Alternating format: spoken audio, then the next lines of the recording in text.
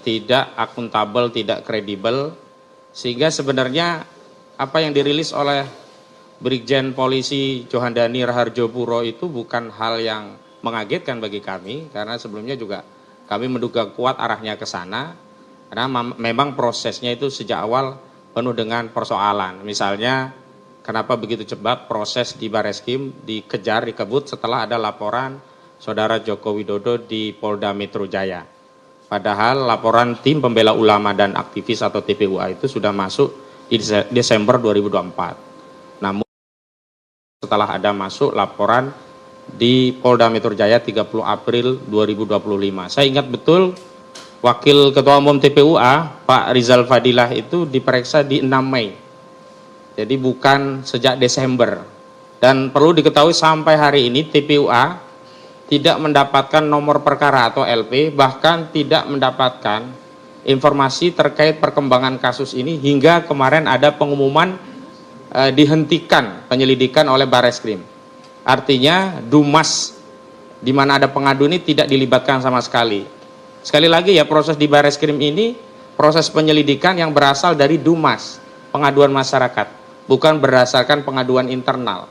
Semestinya tentu pihak pengadu yang paling berkepentingan dengan proses ini dilibatkan sebelum ada rilis. Tapi itulah yang terjadi, maka kami harus mengambil sikap. Dan memang ada dua entitas di sini. Yang pertama, kami merespon berdasarkan kewenangan atau legal standing kami sebagai tim advokasi anti kriminalisasi akademisi dan aktivis, yang merupakan tim kuasa hukum untuk sejumlah orang. Yang pertama, kami tim kuasa hukum dari Dr. Roy Suryo. Kedua, kami kuasa hukum dari Dr. Rismond Hasiholan Sianipar. Ketiga, kami juga kuasa hukum dari Dr. Tifauzia Tiasuma. Selanjutnya kami juga kuasa hukum dari Bang Rizal Fadilah, termasuk kami kuasa hukum dari Kurnia Triroyani dan Bang Egy Sujana. Jadi terlepas bahwa Kurnia Triroyani ini advokat dan tim kami juga, karena dipersoalkan juga oleh Polda, tetap ini kami sebutkan ini bagian dari tim advokasi. Semestinya sesuai dengan Undang-Undang Advokat, pihak Polda Metro Jaya tidak boleh memanggil advokat yang sedang menjalankan tugas dan profesinya kecuali melalui Dewan Kode Etik Advokat. Karena itu saya juga bertanya dan menghimbau kepada Perhimpunan Advokat Indonesia atau PERADI, di mana ketua umumnya juga Saudara Utuh Hasibuan yang hari ini menjadi wakil dari Menteri Koordinator Bidang Hukum dan HAM ya kalau nggak salah ya, agar bisa juga mengklarifikasi ke penyidik, karena marwah advokat itu menjadi jatuh ketika ada persoalan yang terkait hukum, seorang advokat langsung dipanggil oleh polisi. Jadi tidak equal lagi, advokat justru berada seolah-olah subordinat dari polisi, padahal kalau kita bicara tentang elemen penegak hukum, advokat pun diakui sebagai penegak hukum. Itu yang pertama ingin saya sampaikan. Yang kedua, kami melihat memang ada banyak pendapat dari tokoh, pengamat, ahli hukum, praktisi, bahkan masyarakat secara umum, dan saya pikir apa yang disuarakan oleh masyarakat itu sejalan dengan apa yang hari ini dialami atau dirasakan, atau suasana kebatinannya sama. Yakni kita merasa kok hasil itu begitu cepat, dan memang seolah-olah hasil itu adalah bagian dari proses untuk melegitimasi suatu rencana. Sehingga kita lihat juga berbagai platform sosial media komentarnya itu rata-rata terhadap hal ini mempersoalkan atau setidaknya mempertanyakan hasil yang sudah dirilis. Tapi kami sebagai tim hukum dari Dr. Tifa, Dr. Rismond, juga Dr. Suryo harus mengambil sikap terhadap apa yang diumumkan oleh Bareskrim Mabes Polri yang beberapa waktu dibacakan oleh Brigjen Pol Johandani Rahardjopuro, agar masyarakat juga bisa mengambil pilihan pendapat dan posisi seperti apa. Karena hari ini memang kita tidak boleh mengambil sikap yang abu-abu, karena kebenaran yang hendak diungkap oleh klien kami, yakni Dr. Roy Suryo, Rismond dan yang lainnya, itu bukan ada apa yang dituduhkan itu sebagai mens rea atau niat jahat. Tidak ada niat jahat sama sekali. Niatnya adalah ingin mengungkap kebenaran. Beliau-beliau ini adalah peneliti, penulis, dan niat yang lebih besar dari itu, motifnya adalah untuk membersihkan legasi bangsa Indonesia dari sejarah kelam dugaan pernah dipimpin oleh presiden 2 periode berijazah palsu. Yang kedua, motif yang paling penting untuk kami sampaikan agar tidak ada dakwaan atau bahkan tuduhan kita punya niat jahat atau mensre, bahwa kita ingin memberikan insentif pada dunia pendidikan kita agar ada semangat bagi rakyat kita untuk menuntut ilmu dan memperoleh ijazah. Jangan sampai seperti yang beredar di sosial media, ada anak kecil ya, anak SMP menyatakan, buat apa sekolah tinggi-tinggi kalau ijazah palsu pun bisa jadi presiden.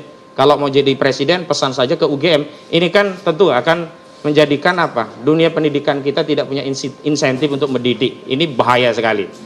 Baik, saya akan bacakan dan nanti kalau ada pertanyaan seputar sikap resmi kami bisa ditindaklanjuti dengan sejumlah pertanyaan dan dialog di antara kita. Namun juga kami nanti akan mempersilahkan dari TPUA yang hari ini diwakili oleh Wakil Ketua Umumnya Pak Rizal Fadila tentang rencana kami yang mengambil respon terhadap apa yang telah diumumkan oleh Barreskrim Mabes Polri. Izin akan kami bacakan dan mohon disimak dengan baik-baik. Bismillahirrahmanirrahim. Pernyataan sikap Tim Advokasi Anti Kriminalisasi Akademisi dan Aktivis tentang menyikapi rilis hasil penyelidikan Barreskrim Polri terkait dugaan pidana pemalsuan ijazah Saudara Joko Widodo.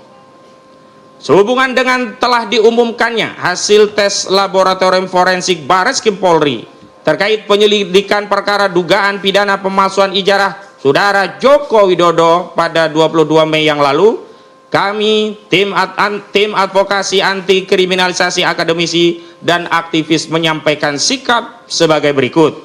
Pertama, bahwa tahapan, proses, dan prosedur penyelidikan perkara dugaan pidana pemalsuan ijazah Saudara Joko Widodo dilaksanakan secara tidak transparan, sepihak, tanpa melibatkan peran serta masyarakat, padahal penyelidikan perkara dugaan pidana pemalsuan ijazah Saudara Joko Widodo bermula dari adanya aduan masyarakat atau DUMAS yang dilakukan oleh Dr. Egy Sujana SHMSI dari tim Pembela Ulama dan Aktivis atau TPUA. Kedua, bahwa pengumuman hasil penyelidikan perkara dugaan pidana pemalsuan ijazah Saudara Joko Widodo yang pada pokoknya menyatakan ijazah yang dimiliki Saudara Joko Widodo identik dan penyelidikan perkara dugaan tindak pidana pemalsuan ijazah Saudara Joko Widodo dihentikan tidak sesuai dengan tahapan, proses, dan prosedur penanganan perkara pidana dengan pendekatan Scientific Crime Investigation atau SCI yang selama ini menjadi acuan Kapolri Jenderal Pol Listio Sigit Prabowo dalam menangani sejumlah perkara yang menyita perhatian publik. Ketiga, bahwa penyelidikan perkara dugaan pidana pemalsuan ijazah Saudara Joko Widodo yang menggunakan pendekatan Scientific Crime Investigation setidaknya memenuhi syarat-syarat berupa penggunaan disiplin ilmu forensik, pemeriksaan laboratorium forensik, analisis ilmiah, dokumentasi lengkap, dan melibatkan ahli forensik. Keempat, bahwa penyelidikan perkara dugaan pidana pemalsuan ijazah Saudara Joko Widodo yang dilaksanakan secara sepihak tanpa melibatkan peran serta masyarakat tidak dapat memberikan jaminan dan kepastian hukum terhadap seluruh tahapan, proses, dan prosedur yang dilaksanakan Barreskrim Polri, memenuhi syarat-syarat penyelidikan dengan pendekatan Scientific Crime Investigation berupa penggunaan disiplin ilmu forensik, pemeriksaan laboratorium forensik, analisis ilmiah, dokumentasi lengkap, dan melibatkan ahli forensik. Kelima, bahwa ketentuan pasal 31 Peraturan Kepala Kepolisian Negara Republik Indonesia Nomor 6 Tahun 2019 tentang penyidikan tidak pidana Bab Romawi 4 tentang gelar perkara menyatakan gelar perkara dilaksanakan dengan cara A. Gelar perkara biasa, dan B. Gelar perkara khusus. 6. Bahwa selanjutnya ketentuan pasal 33 ayat 1 dan ayat 2 Peraturan Kepala Kepolisian Negara Republik Indonesia Nomor 6 Tahun 2019 tentang penyidikan tidak pidana menyatakan ayat 1. Gelar perkara khusus sebagaimana dimaksud dalam pasal 31 huruf B dilaksanakan untuk A.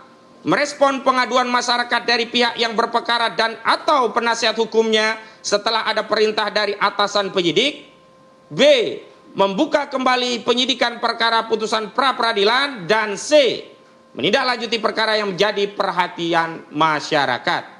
Ayat 2. Pelaksanaan gelar perkara khusus wajib mengundang fungsi pengawasan dan fungsi hukum Polri serta ahli.